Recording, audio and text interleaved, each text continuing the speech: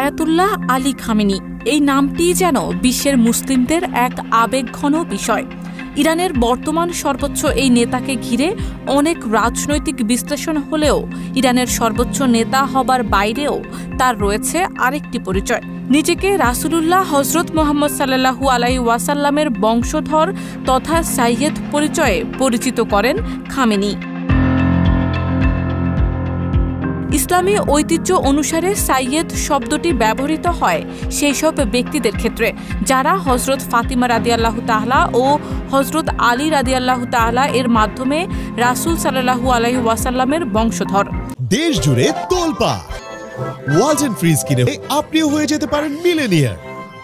এই বংশধররা মূলত ইমাম হাসান হুসাইনের সূত্র ধরে পৃথিবীর বিভিন্ন অঞ্চলে ছড়িয়ে পড়েন। বিশেষত শিয়া মুসলিম সমাজে সাইয়্যেদদের প্রতি ধর্মীয় শ্রদ্ধা ও আস্থার মাত্রা অনেক বেশি।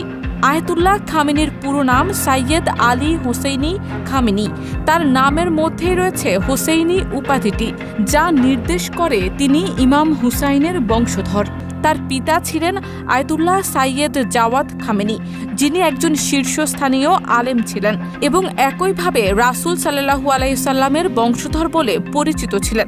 খামেনি পরিবার মূলত উত্তর পূর্ব ইরানের মাশহাদ শহরে বসবাস করত, যা শিয়া মুসলিমদের অন্যতম পবিত্র কেন্দ্র। ইরানে ধর্মীয় নেতৃত্ব এবং রাজনৈতিক ক্ষমতা প্রায় এক সূত্রে গাঁথা। খামেনির সাইয়্যেদ পরিচয় তাকে সাধারণ মানুষের মধ্যে ধর্মীয় পুণ্যবানের মর্যাদা দিয়েছে। তাকে শুধুই একজন রাজনীতিবিদ নয়, বরং আধ্যাত্মিক পথ প্রদর্শক হিসেবে দেখা হয় অনেক ইরানির চোখে। এমনকি যখন তিনি পশ্চিমা বিশ্বের বিরুদ্ধে তীব্র ভাষায় কথা বলেন বা কঠোর অবস্থান নেন, তখন ইরানিরা তা কেবল এক নেতা হিসেবে নয়, একটি ধর্মীয় নৈতিকতা থেকে আগত নির্দেশ হিসেবে দেখে। বিশ্বের বিভিন্ন প্রান্তে ছড়িয়ে থাকা শিয়া মুসলিমদের জন্য খামেনি কেবল ইরানের নেতা নন, বরং একজন মারজায়ে তাকলিদ বা অনুসরণযোগ্য আলেম।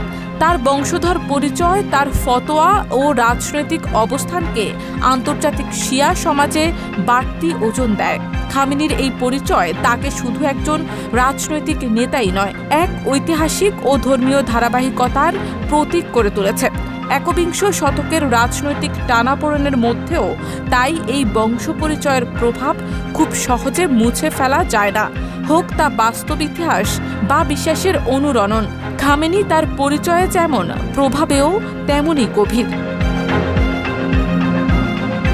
শারমিন নিশু, ঢাকা পোস্ট।